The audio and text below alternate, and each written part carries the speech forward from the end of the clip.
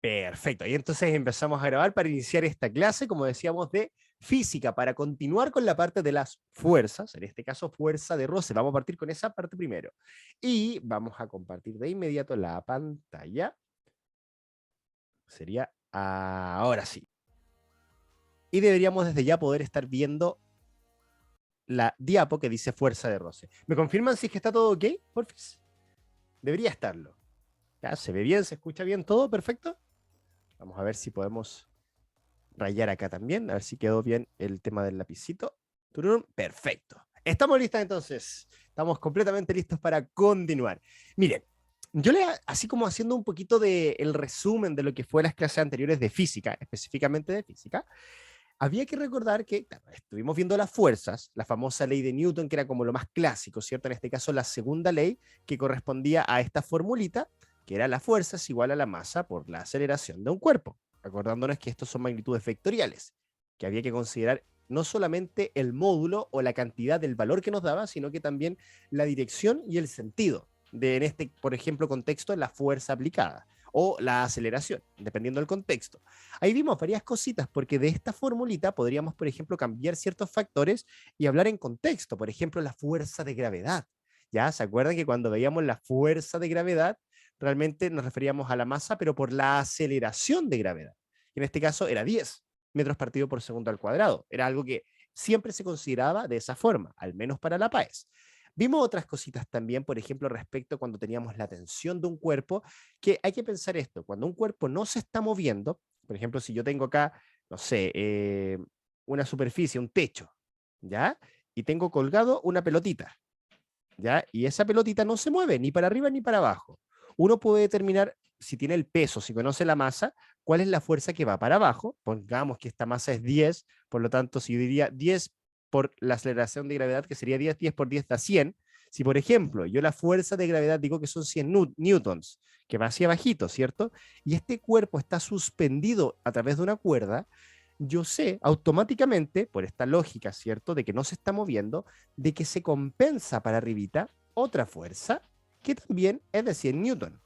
Dependiendo del contexto, por ejemplo, en este caso, como es a través de una cuerda, hablábamos de la que era la tensión, ¿ya? La tensión que va por una cuerda, ¿ya? Si estamos hablando de nosotros mismos, que estamos, no sé, imaginemos ahí una persona que está paradita, ¿ya? Ponemos a esta persona ahí toda feliz, que está paradita, y yo digo, ya, pesa, por ejemplo, cuando lo pesamos hacia abajo, pesa, no sé, 70 newton. Yo sé que para arriba también hay una fuerza de 70 newton, ¿ya? Porque no nos estamos moviendo ni para arriba ni para abajo, estamos en equilibrio ahí en el suelito, pero en este caso el contexto es que hablamos de la normal. ¿Se acuerdan que hablamos de ese tema?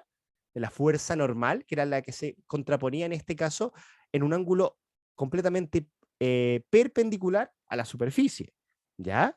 Ahí variaba, por ejemplo, si estábamos en inclinación, la normal variaba, pero cuando estamos paraditos siempre vale lo mismo. ¿Ya? Si un cuerpo está 80 para abajo, 80 para arriba es la normal. Es lo que se contrapone. ¿Ya? Quiero que se queden un poquito con esas ideas de la clase anterior, que es lo que estuvimos revisando, para poder dar introducción, digamos, o contexto a lo que vamos a ver ahora. Porque todas estas fuerzas que estuvimos mencionando en la clase pasada de física, que tenía que ver con la normal, con la tensión, etcétera, lo estábamos planteando en un plano vertical, de arriba hacia abajo, una fuerza para abajo que se equilibra con la de arriba. En cambio ahora la fuerza de roce es un cambio, estamos hablando de un plano horizontal, una fuerza que va hacia la derecha se equilibra con una que va hacia la izquierda, por ejemplo, o se contrapone dependiendo del caso, ¿ya? Y ahí es donde entraba el tema de la fuerza de roce. Y nosotros alcanzamos la vez pasada a introducir justamente la fuerza de roce, y yo lo que esto me lo voy a saltar un poquitito porque me interesaba recordar esto, que era esta formulita. La fuerza de roce, como les decía, es la que se contrapone en el plano horizontal cuando uno ejerce directamente la fuerza frente a algún objeto o lo que sea realmente, a un cuerpo. ¿Ya? Entonces, ¿qué dependía esta fuerza de roce? Dependía, uno, de el tipo de superficie, eso es lo que llamábamos coeficiente de roce. Por ejemplo, no es lo mismo empujar una caja en hielo que en cemento, ¿cierto? Y también la normal, porque no es lo mismo empujar una caja que va, por ejemplo, en un plano horizontal versus una caja que va quizás subiendo un cerro, por ejemplo, hacia arriba. Vamos a tener que usar más fuerza si vamos para arriba, O lo contrario, si vamos en pendiente hacia abajo, va a ser menos fuerza la necesaria. Por eso es importante entender estos dos conceptos acá.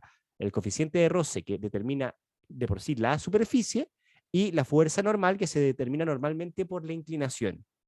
Ojo, que para la PAES, como sabemos que en matemáticas, al menos o en la parte de física, difícilmente entre trigonometría, ya que es otra materia más de matemáticas, lo más seguro que todos los ejercicios se centren en que la normal va a ser igual a la fuerza de peso, o sea, en un plano horizontal. Si tenemos un cuerpo acá, el peso hacia abajo va a ser igual a la normal hacia arriba. Uy, ¿ya? Ojo con eso.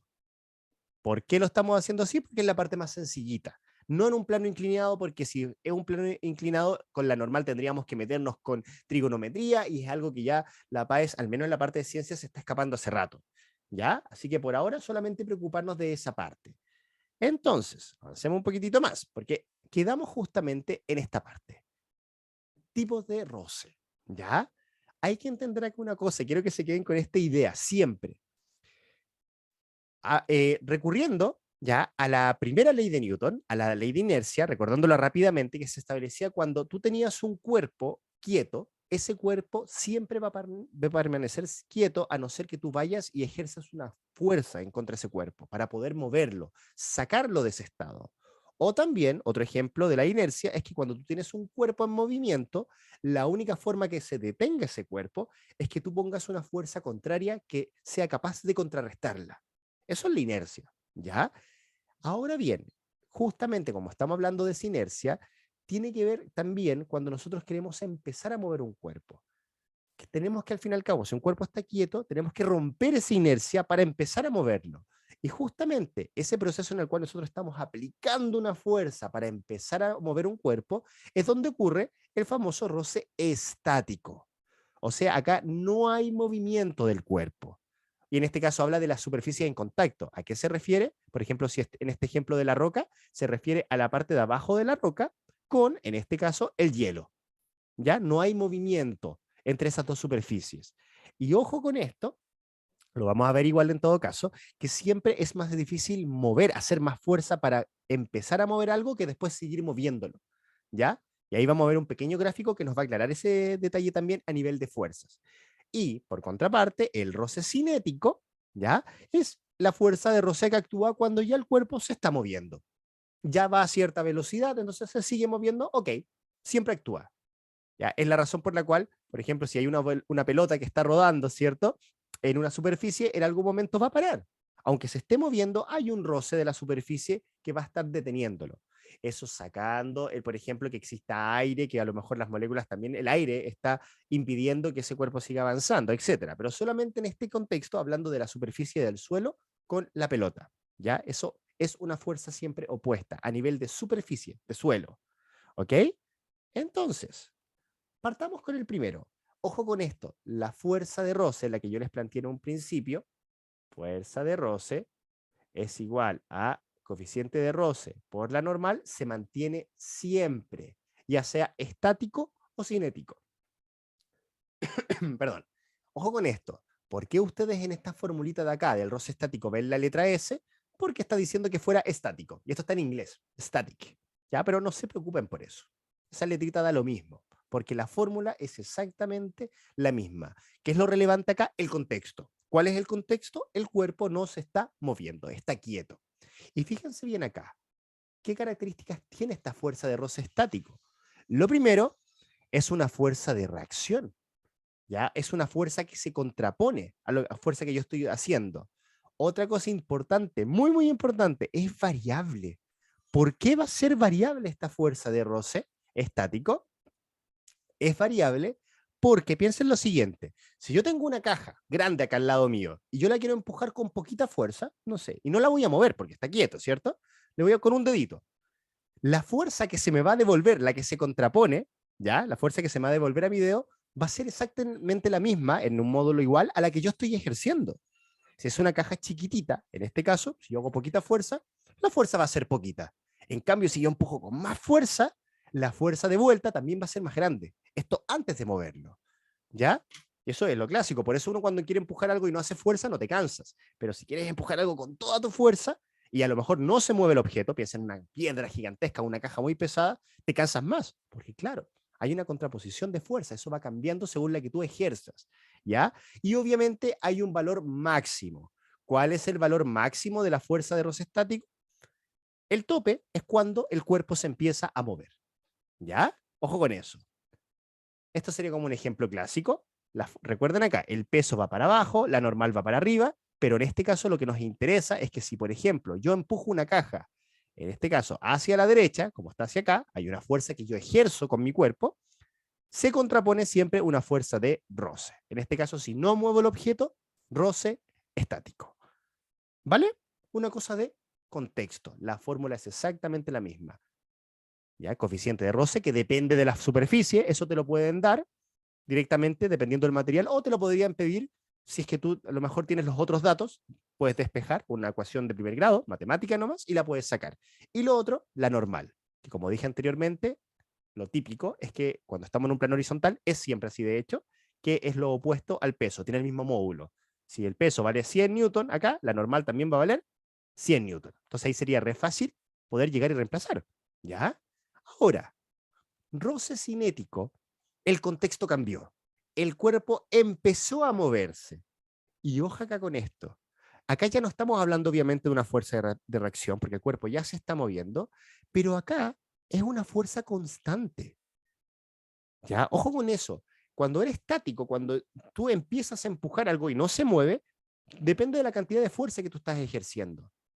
Si yo, por ejemplo, tengo una caja que la estoy moviendo, ya la estoy moviendo ya, ahí por un pasillo, por ejemplo, la estoy moviendo, y yo hago más fuerza, esa fuerza que se devuelve de roce cinético no es que sea más fuerte, no me va a costar más moverla, porque ya se está moviendo, ¿ya? Ojo con eso, siempre es más fácil mover algo que ya se está moviendo, ¿ya? Versus algo que estaba quieto. Por eso siempre es típico que cuando uno pide ayuda para mover algo pesado, ayúdame a moverlo. Entonces, entre varias personas pueden empezar a moverlo, así como que todos hacen fuerza porque cuesta un poquito, y cuando ya empieza a moverse, agarra un poquito de inercia, ya puede a lo mejor seguir una pura persona empujándola. Claro, ¿hay una fuerza que se contrapone? Sí, que es el roce cinético, pero no es tan alta como era antes de que no se estaba moviendo. ¿Ya? Y en ese caso, claro, es un valor único. Entonces, si se dan cuenta, la formulita es exactamente igual. Acá ponen una letra K, porque también de inglés es como kinetics, ¿ya? Que es como cinético en inglés, ¿ya? Pero no se preocupen, como les digo, por esa letrita, da lo mismo. Esto lo importante es el contexto. Uno se está moviendo, el roce estático, pero cuando no se mueve, roce estático, y cuando se empieza a mover, roce cinético. ¿Vale? Con eso ya se puede entender mucho mejor, para que lo tengan en cuenta. Entonces, esta es la que les decía, esta como gráfico es lo que define justamente estas fuerzas de roces. Si se dan cuenta acá, cuando uno empieza a empujar, hay que pensar que esta es la fuerza, ¿ya? Esta es la fuerza máxima que uno puede hacer para que se empiece a mover un cuerpo. Cuando yo hago poquita fuerza, la fuerza que se devuelve, la fuerza de roce, es poquita. Si yo hago un poquito más, es un poquito más. Si hago más fuerza, es un poquito más fuerza. Ojo, ahí no se mueve el cuerpo. Lo estoy intentando hacer que se mueva, pero no se mueve. Ahora va a llegar un punto que yo tengo que hacer la máxima fuerza para que esto se empiece a mover. Y una vez que se empieza a mover, miren lo que ocurre acá con el gráfico. ¡Pum! Baja. Y ahora es necesaria menos fuerza para que esto se siga moviendo. Por eso se habla de una región dinámica en la cual la fuerza varía, va a un aumento, según lo que uno vaya realizando, y después una región que es como constante, que la fuerza solamente, por ejemplo, si acá fuera del 0 al 100, ¿ya? Si hago 10, se devuelve 10, si hago 50, se devuelve 50, por ejemplo. Pero ya cuando llego al 100, a lo mejor después para seguir moviendo el cuerpo no son necesarios esos 100 newton, a lo mejor solamente van a ser necesarios 80, y se va a mantener siempre en 80, porque ya se está moviendo el cuerpo. ¿Ya? ¿Se entiende más o menos la idea? Yo creo que el concepto básico es ese. Lo que está quieto cuesta más, hay que hacer más fuerza, y lo que ya se está moviendo es un poquito menos. ¿Ya? Roce estático, roce cinético. ¿La fórmula varía? No varía. ¿Qué es lo que varía? El contexto, para definir uno u otro. ¿Ok? Entonces, eso es lo mismo que estábamos viendo. Entonces acá tenemos un ejemplo. Fíjense acá, vamos a hacer un ejercicio muy rapidito, lo voy a resolver muy rápido para que entiendan más que nada de qué va. Dice, Un cuerpo de 10 newton de peso que se encuentra sobre un plano horizontal, ya podemos imaginar ahí un plano horizontal, cuerpo 10 newton, lo vamos a dejar acá. Si está, ojo con esto, si te hablan de peso, la fuerza va para abajo y son 10 newton. ¿Qué hemos aprendido aparte acá, si está en un plano horizontal? Que la normal, que es la fuerza que se contrapone cuando un cuerpo está en el suelito, también, si está en plano horizontal, va a valer exactamente lo mismo. Va para arriba, 10 newton. ¿Por qué? Porque son fuerzas que se contraponen. Yo cuando estoy paradito no me voy ni para arriba ni más para abajo. Estoy ahí, ¿cierto? Simplemente estoy, contrapuesto. Entonces, esto dice que es empujado con una fuerza constante paralela al plano y cuyo módulo es de 4 newtons. Ya. Entonces voy a decir que voy a empujar hacia la derecha, por ejemplo, no te dice en qué sentido, puede ser a la derecha o a la izquierda, puedes elegir la que tú quieras, ¿ya? Que es de 4 newtons. Ahora, ojo, ¿qué te están diciendo acá? Si el cuerpo se desplaza manteniendo una rapidez constante de 5 metros por segundo, ¿por qué te dan este dato? ¿Hay que ocuparlo en alguna fórmula? En este caso no. ¿Por qué? ¿Se acuerdan del contexto? Si te dice que se está desplazando, ¿va a ser roce cinético o roce estático? Si se está moviendo, roce cinético. Y sabemos que normalmente el roce cinético es un puro valor. ¿Se acuerdan? Que era una constante, es un puro valor. No va variando según la fuerza que uno haga. Entonces, obviamente, independientemente del caso, esto es como un dato extra que te dan, obviamente la fuerza de roce que se contrapone a la que estoy haciendo yo, también va a ser, lo ponemos para acá, de 4 newtons. Y ahí tenemos nuestro cuerpo de diagrama, pero ojo que esto se está moviendo, ¿ya? Pero ojo que también aparte, esta fuerza de roce se refiere a la que está ocurriendo acá, entre la superficie del suelo con, en este caso, el cuerpo. Imaginemos que es una cajita, ¿ya? Que también va a ser de 4 newtons. Y te preguntan, ¿cuál es el coeficiente de roce? ¿Qué hay que hacer acá? Poner la fórmula y reemplazar. Así de simple. Fíjense que es facilito. ¿Cómo era la fórmula? La fuerza de roce, en este caso sabemos que es dinámico, ¿ya? O cinético, como llamarlo de las dos formas. Eh, es lo mismo para las dos en todo caso, pero sabemos que es fuerza de roce es igual a, en este caso, la constante, sería esta, por la normal. ¿Ya? Entonces, ¿qué es lo que necesitamos acá? El coeficiente de roce. Dije constante, el coeficiente de roce. Entonces, el coeficiente, la normal que está multiplicando, pasa al otro lado dividiendo. Entonces, nos daría que fuerza de roce partido por la normal es igual al coeficiente. ¿Cuánto vale la fuerza de roce? Acá la tenemos, 4 newtons, ¿cierto? Que es la que se contrapone hacia allá.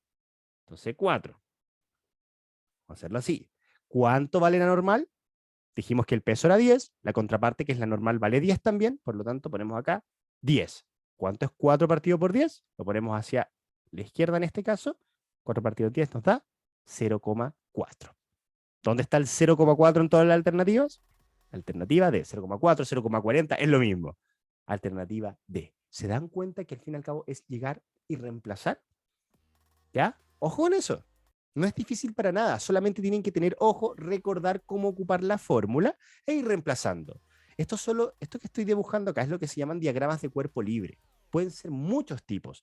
Puede ser un cuerpo que está colgado de un alambre, puede ser un cuerpo como en este caso que simplemente se está moviendo en una superficie, pero está en un plano horizontal.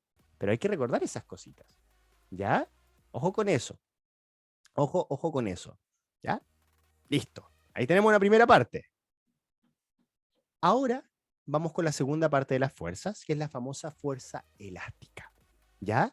Acá vamos a hablar sí o sí de esta famosa ley, que ahí yo les recomiendo que anoten el nombrecito por si acaso, que es la ley de Hooke.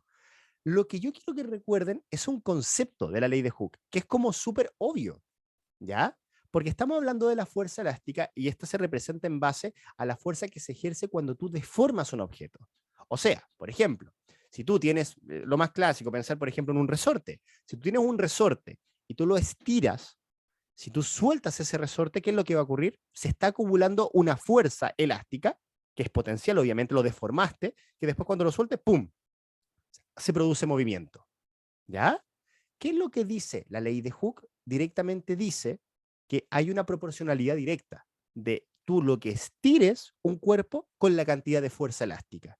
Y tiene sentido lógico. Si yo tengo un resorte acá, que es de este tamaño, y lo estiro un poquitito, cuando lo suelte, se va a encoger un poquitito, pues digamos, el movimiento va a ser menor, Ya la fuerza es menor, versus que si tengo ese mismo resorte y lo estiro muchísimo, cuando suelte, ¡pum!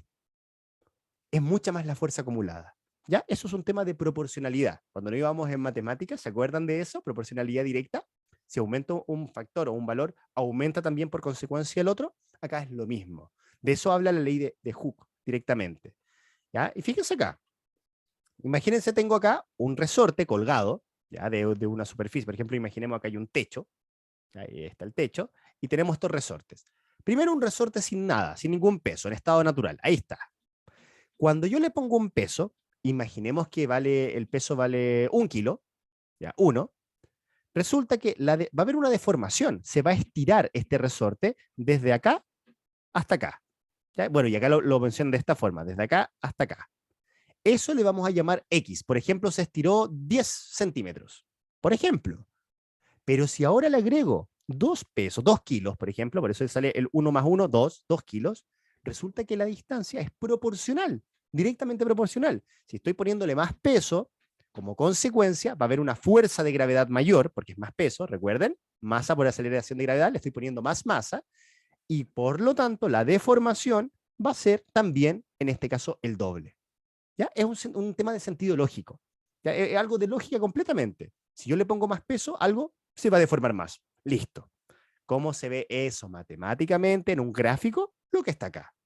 Es bien sencillito de entenderlo, tiene mucha lógica. La fuerza elástica va a crecer en relación a la deformación. Mientras yo más estire un alambre, por ejemplo, no un alambre, perdón, un resorte, mientras más estire un resorte, más fuerza se va a acumular. ¿Ya? Piensen en una cosa, un ejemplo como bien clásico. Si yo tengo un lapicito, voy a tomar un lápiz que no es este de acá, no es el digital. Tengo acá un lápiz pasta. No sé si han deseado alguna vez con las reglas, cuando uno tira cuestiones, o tomamos a ver, por ejemplo, un papelito. Acá tengo una bolsita de gel. Por ejemplo, yo hago esto y lo que hago es como darle tensión. Tengo el lápiz y cuando lo suelto, ¡pum!, sale disparado. Por ejemplo, si le hago poquita fuerza, normalmente cuando yo suelta lo que es una catapulta, por ejemplo, de hecho las catapultas funcionan de esa forma, con resortes, ¿cierto? Porque estoy generando fuerza elástica que está ahí como guardadita, ¿ya? Entonces, de hecho, en otra materia es lo que se llama la energía potencial elástica, que no la vamos a ver porque ya no entra en la PAES, pero es un poquito lo mismo, ¿ya? Yo guardo ahí, si le hago poquita fuerza, pum, sale para afuera disparado así. Pero si yo le hago mucha fuerza, ¿cierto? ¿Cómo va a ser la reacción acá? ¿Cuánto va a ser la fuerza? Si le pongo mucho, mucho, la distancia va a ser mayor, ¿ya? Es como otro contexto de más o menos explicar lo mismo, ¿ya? Ahí lo relacioné un poco con energía, ¿ya? Pero es para que se entienda, así como esto tiene mucha lógica detrás, ¿vale? Quedémonos acá solamente con esto. ¿Cómo podemos representar esta idea de la ley de Hooke? Ojo con esto, la podemos representar de forma matemática, así, con esta formulita. La fuerza elástica, ojo con esto, va a ser igual a, quiero que por mientras se olviden de este menos, ya no lo anoten, no es necesario. La fuerza elástica va a ser igual a directamente una constante, que se va a llamar la constante de rigidez, multiplicado por la deformación del cuerpo. O sea, ¿qué tanto lo cambié? ¿Ya? ¿Por qué constante de rigidez? La constante de rigidez se refiere justamente a el material. Así como antes teníamos el coeficiente, ¿ya?, de rugosidad, por ejemplo, de la superficie, dependía si era hielo, si era concreto, si una fuerza, digamos, se contraponía más o menos. Acá lo que estamos hablando con, con esta constante, ¿cierto? Que normalmente es un valor que lo determina el tipo de material. Y lo otro, obviamente, lo que estábamos hablando respecto al tema de la deformación, ¿ya? ¿Qué pasa? ¿Por qué le estoy diciendo por mientras que se olviden de este menos? Cuando hablamos de vectores, no sé si se acuerdan que les había explicado eso, cuando hablamos de vectores era importante considerar, aparte del módulo, del valor que nos da, la dirección y el sentido. Bueno, resulta que este menos se pone porque normalmente la fuerza elástica siempre se va a contraponer a la deformación que nosotros estamos haciendo.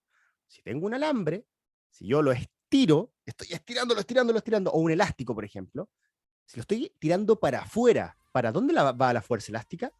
Para adentro, obviamente, me está tirando para adentro. Por eso es que cuando uno habla de vectores, acá correspondería poner este negativo, porque va en sentido opuesto a la fuerza. No obstante, para los ejercicios que normalmente podemos encontrar en la PAES y todo eso, no va a ser tan necesario anotar ese detalle de que, va a una fuerza negativa. No, no. Entonces, como les digo, cuando uno hace este tipo de ejercicio igual, bastaría con simplemente sacar este menos, que tiene un sentido más contextual igual, hablando de vectores, y dejar directamente esta formulita como la fuerza elástica es igual acá, que es la constante de rigidez, multiplicada por la deformación, que es el delta X. Importante. Siempre que vean en física un delta, en este caso dice delta X, antiguamente lo veíamos más seguido, por ejemplo, cuando entraba, no sé, la velocidad, la aceleración y todo eso. Delta, para que lo recuerden acá, significa final menos algo inicial. ¿Qué significa entonces delta X? Se refiere que ustedes tienen que directamente, puede ser un número directo, por ejemplo, si yo te digo que esto vale 3, ok, yo sé que el delta X vale 3, pero a lo mejor podrían decirte, ¿ya?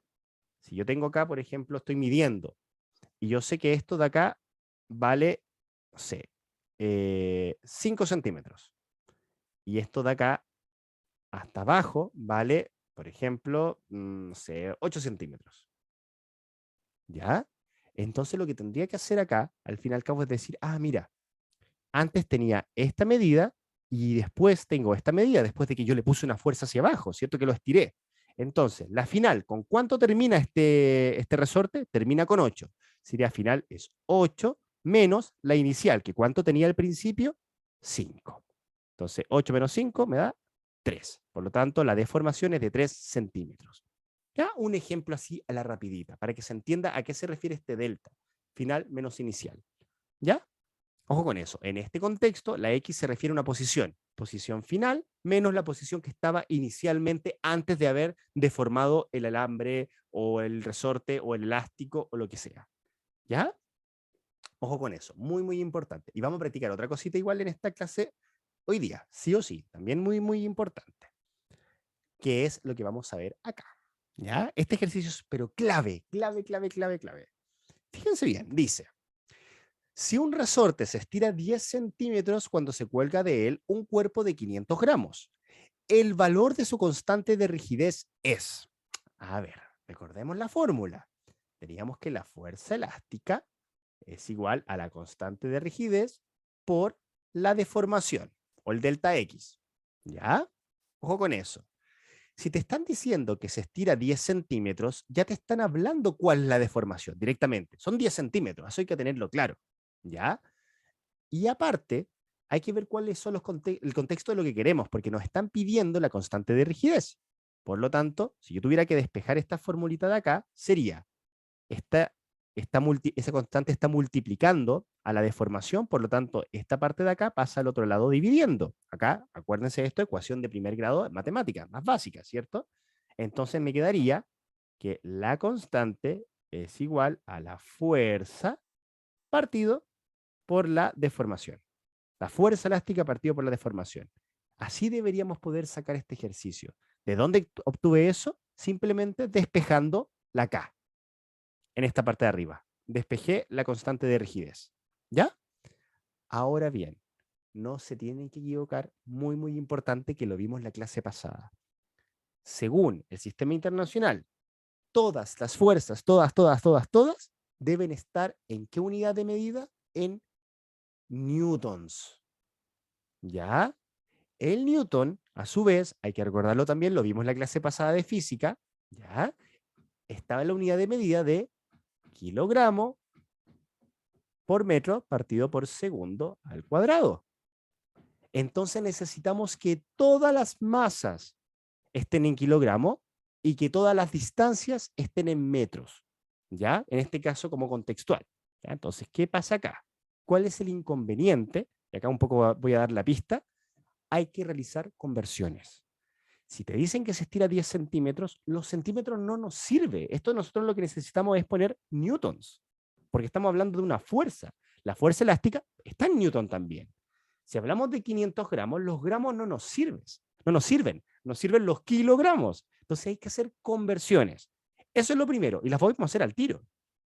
Fíjense bien acá. 10 centímetros.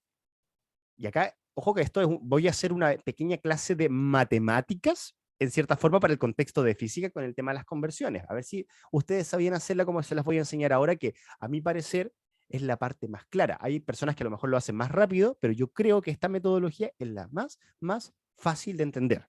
¿Ya?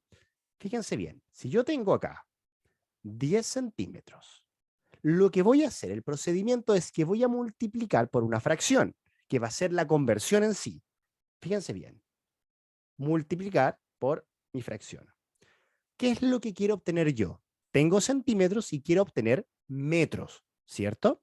Ahora, si esto fuera una división común y corriente, si esto hablamos de matemática, por ejemplo, y tengo acá 3x y esto partido por x, por ejemplo, ¿qué es lo que ocurría acá? Ocurría que yo podía simplificar la x de arriba con la x de abajo. Entonces el resultado me daba 3. ¿Se acuerdan de eso de matemáticas? ¿Ya? Álgebra muy básica. Una operatoria demasiado sencillita. Eso mismo vamos a aplicar ahora en física. Porque yo digo, miren, tengo centímetros. ¿Yo quiero mantener los centímetros? No, no quiero. Por lo tanto, si los centímetros están arriba, los voy a poner abajito. Centímetros abajo, ¿para qué? Para que se me vayan, para simplificarlos. Pero necesito hacer la conversión. Si pongo los centímetros abajo, yo quiero transformar estos centímetros a metros. ¿Ya?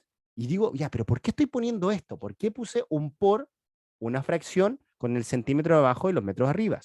Ahora lo que tenemos que pensar es decir, la conversión. Un metro tiene 100 centímetros. Y ahora simplemente digo, ok, voy a simplificar. Este cero se va a ir con este cero, se puede hacer eso fácilmente, y digo, 1 por 1, 1, y abajito solamente nos queda el número 10. ¿Qué pasó con los centímetros? Este centímetro se me simplifica con ese centímetro. ¿Qué es lo que me quedó? Metro. ¿Y cuánto es 1 partido en 10? Me queda igual a 0,1 metros. O sea que 10 centímetros equivale a 0,1 metros.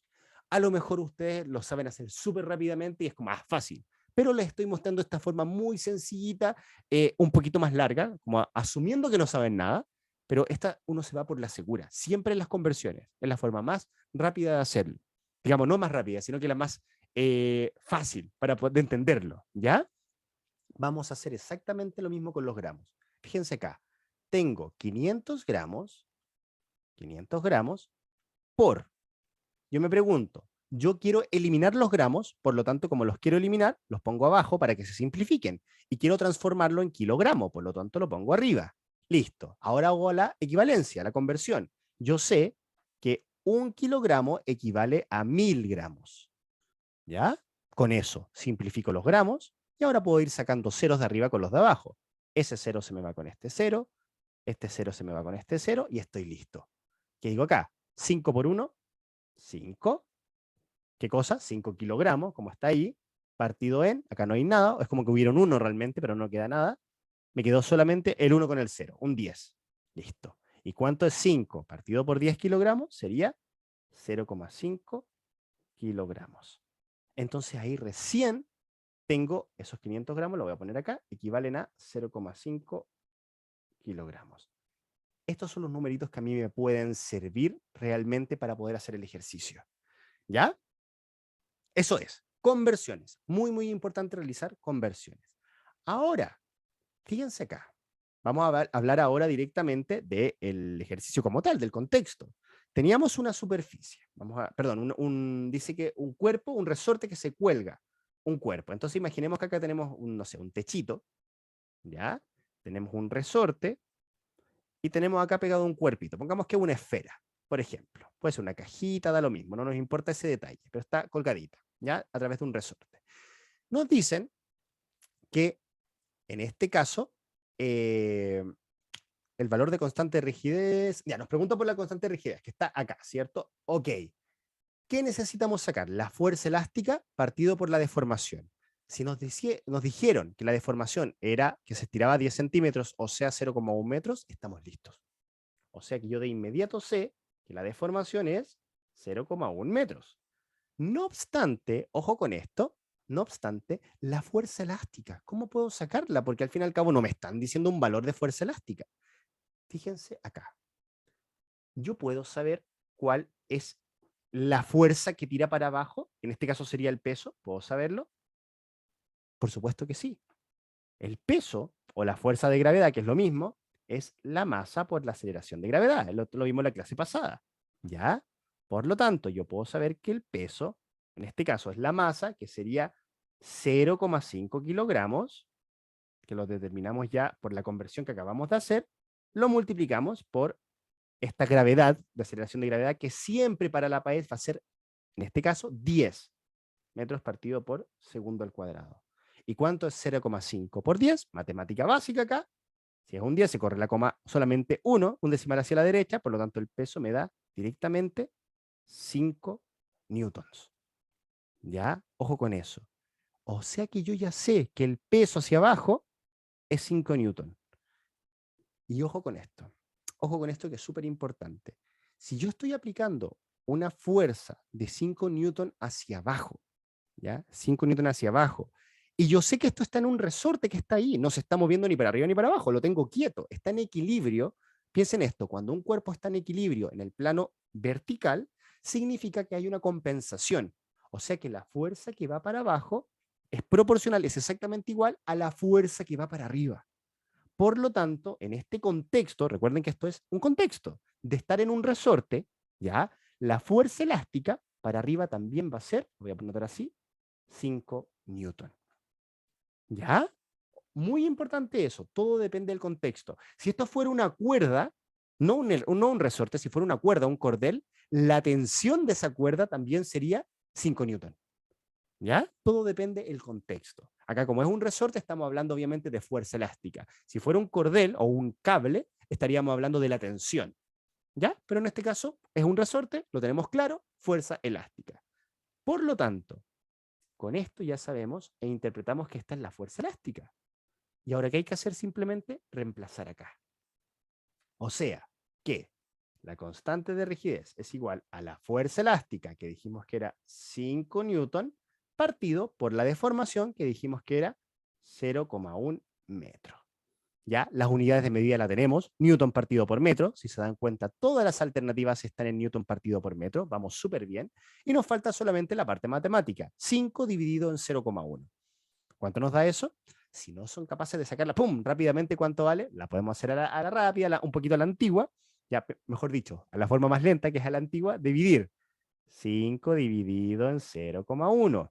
¿Cómo se hacía esto? Se corre la comita, una hacia la derecha, ¿cierto? Al hacer eso, esto quedaría simplemente en un 1, y había que agregar sí o sí acá un 0. Ya como parte, acordándonos un poquito parte del proceso, cuando uno dividía con decimales. ¿Ya? Y acá obviamente yo digo, ok, 1 por cuánto me da 50? 50. Entonces, alternativa correcta, letra E. ¿Ya? Ojo con esto. Este ejercicio, siendo que es un ejercicio como de práctica, yo diría que está a un nivel decente para la PAES. ¿Ya? Es un nivel súper decente. No es tan difícil, pero tampoco es tan fácil. Tienes que acordarte de muchas cositas, acordarte de las fuerzas, acordarte también de las unidades de medida, de hacer conversiones. Entonces es un tipo de ejercicio que perfectamente podría aparecer en la prueba. ¿Ya? Ojo con eso. Es súper importante considerar la parte matemática, estamos en física, la parte matemática con la parte conceptual.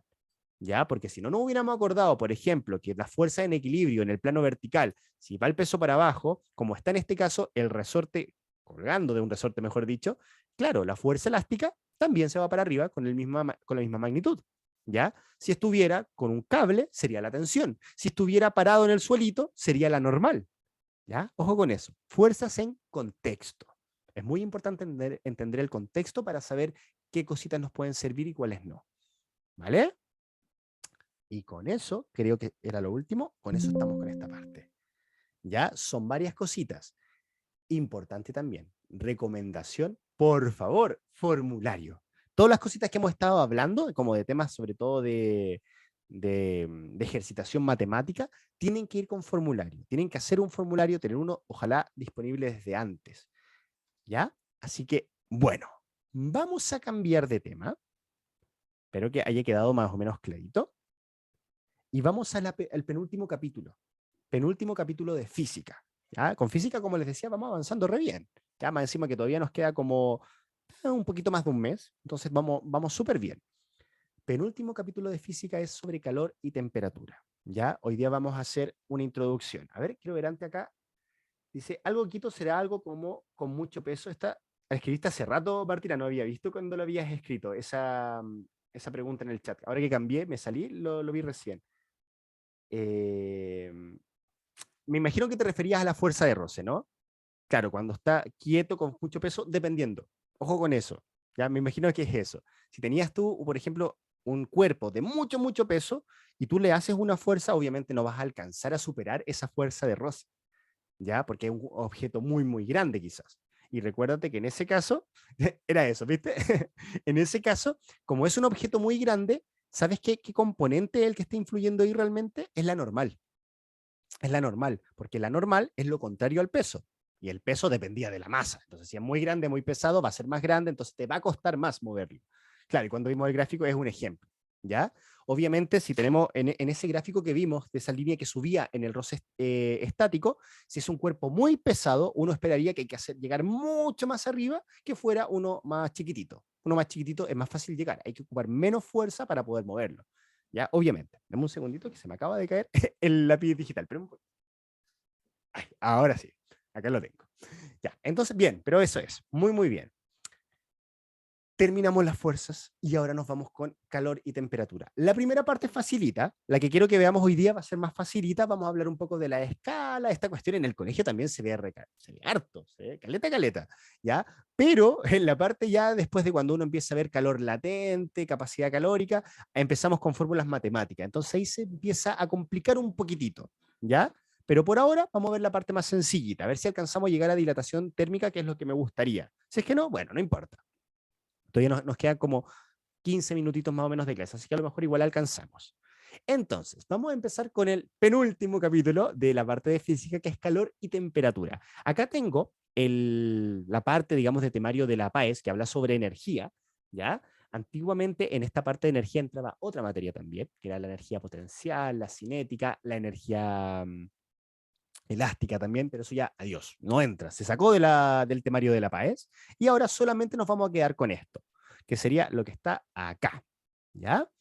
Este tema de lo que está bajito respecto a actividad sísmica, magnitud, hipocentro, epicentro, eso lo vimos antes, lo mezclamos con otra clase, no sé si recuerdan, ¿ya? Así que por ahora solamente nos vamos a quedar con esta parte de arribita. Entonces, idealmente, como les decía, me encantaría mucho llegar a esta parte de acá. Esos dos como primeros temas, ¿ya? Escalas de temperatura y dilatación térmica. Vamos a ver si alcanzamos, ojalá que sí. Entonces, veamos el tema de calor y temperatura. Hay que hacer la diferencia. No es lo mismo hablar de calor que hablar de temperatura, ¿ya? Hay que pensar lo siguiente. El calor directamente es una cantidad de energía. Hay que pensarlo así, es energía que está transitando, ¿ya? Directamente. En cambio, la temperatura es una unidad de medir o una forma para medir directamente ese calor. Tienen que verlo algo así, ¿ya? Ojo con esto, muy, muy interesante. Calor y temperatura, ¿ya? Estamos hablando de física, esto no se trata, hace calor, hace frío, no, eso es otro tema, ¿ya? Obviamente. Estamos hablando digamos, de calor respecto al concepto físico, ¿ya? Entonces estamos hablando de una energía que fluye entre los cuerpos. Ahí vamos a ver varias cositas bien interesantes que ocurre con ese concepto, más adelante formulitas matemáticas que tienen que ver con lo mismo en todo caso, ¿ya? Entonces, acá es interesante, es una magnitud escalar, o sea, no tiene dirección ni sentido, ¿ya? Es un valor directamente. Y lo clásico, cuando nosotros hablamos de calor, vamos a verlo en dos, que sería Joule, o Julios también se le llama, en español los Julios, o Joules, según el sistema internacional, que es lo más clásico, pero también vamos a ver algunos ejercicios que quizás lo encontremos como calorías, ¿ya? Piensen en los alimentos. Cuando uno ve una información nutricional, hablan de las calorías. ¿A qué se refiere con eso? Ah, es cantidad de energía aportada, es calor. ¿Ya? Interesante eso, bajo el concepto físico. Ojo, ahora, como les decía, el tema de la temperatura es simplemente la medida de esa energía. ¿Ya? ¿Qué pasa? Que cuando hay más energía, las partículas, como tienen más energía, están en más movimiento y hay ciertos instrumentos que, que pueden, digamos, detectar ese nivel de movimiento. Entonces ahí uno puede saber más o menos qué es lo que ocurre con los cuerpos, ¿cierto? Y esa es la famosa temperatura. Y acá es donde entran las tres magnitudes. En este caso, la Celsius, o las unidades, digamos, de temperatura, Celsius, Fahrenheit y Kelvin. Las más clásicas, sobre todo en química, por ejemplo, que sería como lo típico, es ocupar los Kelvin. ¿Ya? En el tema para nosotros más cotidiano, ocupamos los Celsius y para otros países, de por sí son los Fahrenheit. ¿Ya? Entonces, depende. Todo esto depende. Vamos a tener que aprender algunas formulitas para poder acordarnos de esas conversiones. ¿Ya? Entonces, partamos con lo primero, que son las escalas termométricas, que tiene que ver con la temperatura. Obviamente no se preocupen, acá en la diapo se muestran algunas cositas como de historia, que fue creada por tanto. Bueno, hay que entender como mucho que la escala Celsius, de grados Celsius, tiene como una referencia, porque todo esto es algo relativo, al fin y al cabo, se basa en algo. ¿Ya? La Celsius, la referencia es el agua, los cambios de estados del agua. Cuando el agua pasa de sólido a líquido, 0 grados Celsius. Cuando pasa de líquido a gas, 100 grados Celsius. Y esa es nuestra referencia. Obviamente esto a nivel del mar, con la presión atmosférica que valga 1, bueno, ciertas condiciones. Pero eso es todo. ¿Ya? Esa es nuestra referencia respecto a los grados Celsius.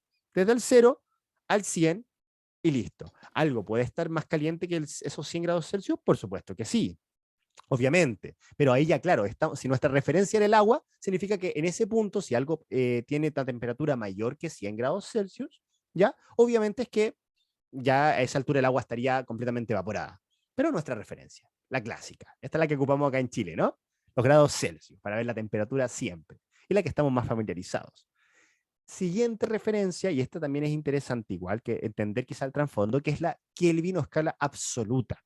¿Por qué? Porque hay un concepto que no sé si ustedes lo habían escuchado hablar, que es bien interesante, que habla de esto, del cero absoluto. ¿Qué es el cero absoluto? Yo les decía que la energía de un cuerpo, digamos, uno entiende que cuando un cuerpo tiene energía, significa que sus partículas están en movimiento, a nivel ya atómico incluso, se están moviendo, eso significa que tienen energía, ¿ya? Ahora bien, si nosotros pudiéramos en un concepto ideal, porque es algo casi que teórico, no es algo que exista realmente, de alguna forma meternos a los átomos y decirle, oye átomo, quédate quieto, no te muevas nada, y hacer que todas las partículas a nivel atómico incluso se dejen de mover a nivel molecular o atómico, cuando llegue ese punto de cero movimiento es lo que se llama el cero absoluto. ¿Ya? Ojo que es algo teórico, se sabe que es algo teórico, pero es una muy buena referencia. ¿Ya? Hablando de un cero que no hay movimiento, no hay nada de energía. ¿Ya? Y eso, cuando lo relacionamos con la escala, en este caso Celsius, ojo con esto, es cuando hablábamos del 273 Kelvin. Esa es la referencia. ¿Ya? Y por eso está, por ejemplo, esta formulita que ayuda a la conversión de Kelvin con Celsius. ¿Ya? O sea que cuando ustedes dicen, si en los grados Celsius estamos en 0 grados Celsius, 0 grados Celsius, lo reemplazo acá, vale 0. ¿Cuánto corresponde en grados Kelvin? Ah, mira, se fueron, vale 0, vale 273. Porque 0 más 273, temperatura Kelvin, son 273. Esa es la referencia, si se dan cuenta. Por lo tanto, si yo sigo bajando hasta el cero absoluto, yo sé que 0 Kelvin es igual a menos 273 Celsius. ¿Ya? Esa es la referencia, para que la tengan en cuenta. Esta formulita es importante que se la sepan. Miren, para la PAES de química no va a entrar esto, muy difícil, pero ya después cuando entren a la universidad y si tienen algún ramo de química, sí, tienen que saberlo, pero al 100%, ¿ya? Así que por ahora está esta referencia en especial. ¿Ok? Vamos bien, ¿cierto? Es como más, esto es más conocidito, por decirlo de alguna forma. Y ahora nos vamos con la escala que es un poquito menos conocida, realmente, que al fin y al cabo es la no muy ocupada acá en Chile como tal, en la cotidianidad, y tampoco es como lo estándar dentro del mundo químico, por ejemplo, ya que es la famosa Fahrenheit. En otros países sí lo ocupan. Y acá no se preocupan un poco por el trasfondo, porque claro, acá antes era el agua, el otro es el cero absoluto, ¿cierto? Nuestras referencias, Celsius, Kelvin respectivamente, pero acá tenemos al fin y al cabo otra referencia que tiene que ver con una solución de salmuera, ¿cierto? Y que tiene que ver justamente con la temperatura promedio del cuerpo humano. Bueno, tiene que ver con ingeniería termal, es otro asunto que no nos va a interesar realmente ahora para la PAES, para nada, la referencia, da lo mismo. Pero lo que sí es importante, que se sepan la conversión, y eso es a través de esta formulita. ¿Podrían llegar a preguntarle sobre esta conversión? Sí, podría ser. ¿Ya? La probabilidad, no les voy a mentir, yo creo que es baja. Así, por ejemplo, que te den, si tengo, no sé, 23 grados Celsius, ¿a cuántos grados Fahrenheit corresponden? Entonces, ¿qué habría que hacer acá? Este Celsius, donde está la letra C, cambiarlo por un 23 y empezar a hacer la multiplicación, 23 por 9, dividirlo en 5, sumarlo a 32 y ¡pum! Eso es. Es seguir la formulita. ¿Ya? ¿Es importante que se la sepan? Sí, lo ideal es que la estudien, pero más allá de eso, difícil que les pregunten. Yo creo que es muy poco probable. Lo más probable es más tipo Celsius o más tipo Kelvin, ¿ya? Para que lo tengan en cuenta. Eso sí o sí. Esta, la probabilidad baja. Difícilmente la pregunten. Pero acá está. ¿Ya? Y para que le saquen una fotito quizás, la guarden rápidamente esta formulita, anotarla ahí por si acaso. Este es un por si acaso, no les voy a mentir. Yo pocas veces en ensayo desde que di la PSU, porque he dado hartas PSU y también di la PDT, como a lo mejor se acuerdan que he participado en hartos procesos, no recuerdo haber visto preguntas oficiales de Fahrenheit, ¿ya? Por eso pienso en probabilidades y lo veo poco probable. Bueno, acá hay un ejercicio, ya que tiene un poquitito también el tema de, eso no lo voy a hacer ahora, ya porque claro, es como un poco repetitivo, me gustaría ir de inmediato a la otra materia y terminar con la materia, ya, las voy a dejar como más como una propuesta que tiene que ver con conversión. Esto es, ojo, llegar y reemplazar. Dice, ¿a cuántos grados Celsius equivalen? 0 Kelvin, 100 Kelvin y 273 Kelvin, ¿ya? De hecho, ya vimos algunas respuestas de estas, ¿no? 0 Kelvin, ya lo dijimos, había que bajar del Celsius al menos 273. Entonces, de partida ya con eso, hablando lo que ya casi que estamos aprendiendo de memoria, nos queda la D y la E. ¿Ya? Y por ejemplo, 273 Kelvin, ¿cuánto correspondería perdón, claro, 273 Kelvin, ¿a cuántos son en Celsius? Entonces hay que ir viendo según lo que uno va, obviamente, reemplazando en esta formulita. Ya, eso es súper importante, súper importante. Tú reemplazas variables para un lado, variables para otro, y estás listo con eso. No le quiero dar tanta importancia a esto porque es llegar y reemplazar. Me interesa ir a la materia que vamos a ver ahora. ¿Ya? En este caso, la alternativa correcta, según lo que vi a la rapidita, era la D. Vamos a ver. Sí, perfecto, era la D. ¿Ya? Claro. 0,273, cuando sea 273 Kelvin se refiere a 0 grados Celsius, y cuando en este caso hacemos los 100, te quedaría menos 173. Para comprobarlo, como les digo, reemplacen la formulita directamente y lo sacan. ¿Ya? Ahora sí, vamos a terminar con esto, con las formas de transmisión, no con la dilatación térmica, no vamos a alcanzar esa parte, ahora que lo pienso, pero no importa, con esto terminamos. Hay distintas formas en las cuales el calor se puede transmitir, y esto depende del contexto. Esto es algo muy cualitativo, acá no hay fórmula matemática, nada, ya para que tengan la idea por ahí y lo anoten, obviamente. Primero, conducción. El calor se puede transmitir respecto al contacto, por ejemplo, de un cuerpo con otro. Ojo con esto, que es la clásica de medios sólidos, ¿ya? O puede ser también un líquido con un sólido, ¿ya? O sea, si tú tocas algo y sentiste que te quemaste, hubo conducción. Se transmitió calor del cuerpo que estaba más caliente al que estaba menos caliente. Eso es siempre así, ojo con eso. Siempre el calor se traspasa del cuerpo que tiene más calor al que tiene menos calor. Es una cosa de gradiente, ¿ya? Ojo con eso. Acá hay algunos ejemplos, ya conducción en sólidos, cuando estás calentando un fierro, el guaterito, cuando uno toca el guaterito, está calentito, lo estás tocando, ¿cierto? Eso es conducción. Luego, convección. Convección es cuando vamos a hablar de fluidos. Normalmente cuando hablemos de fluidos, vamos a hablar de dos estados de la materia, líquido y gas. ¿Ya? Por ejemplo, si tú tienes acá directamente, no sé, te estás calentando o ves que se calienta el aire después de que tú prendiste la estufita, bueno, hay dos formas de calentarlo. Si es el aire directo que sale de la estufita, por ejemplo, eso es convección. Es el aire que calienta el aire que al fin y al cabo se va propagando. Pero ojo que la estufa tiene otro tipo de propagación. Ahí lo vamos a explicar de inmediato, ¿ya? Pero en el caso, como dijimos, de convección es de los fluidos. Conducción, sólidos, convección, fluidos. Todo esto por medios materiales. Estamos hablando de eso, sí o sí. ¿Ya? Entonces ahí tenemos un ejemplo, la lámpara de magma, lo que pasa en el calor interno de la Tierra, fluidos, ¿ya? Líquido o gases, da lo mismo. Ahora, el último, y terminamos con esto, es la famosa radiación. Y la radiación es la energía que viene, ojo con esto, propagándose por el vacío. Porque viene a través de las ondas electromagnéticas. Si tú te pones al solcito, ¿ya?